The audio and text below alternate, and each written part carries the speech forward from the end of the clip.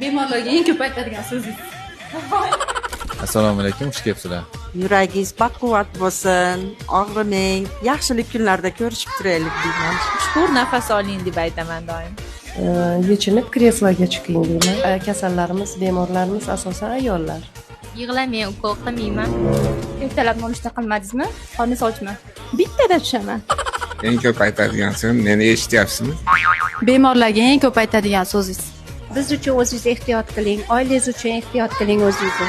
Qorningizni shiring. Qo'rqmang, to'kirmaydi, issiqqina. Eng ko'p aytadigan so'zim, o'zingizni bo'sh qo'ying, lag'monni yutganda yuting deymiz, oson yutadi shunda. Bemorlarga eng ko'p aytadigan so'zingiz. Tushmayapsizmi deb so'rayman. Eng ko'p aytadigan so'zingiz. Yoqimli ishtaha oxirigacha yeng deyman. Bemorlarga eng ko'p aytadigan so'zingiz. Oyog'ingizga baxila kiying.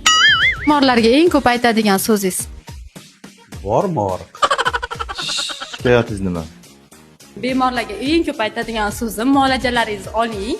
Ko'k jiguli keldi.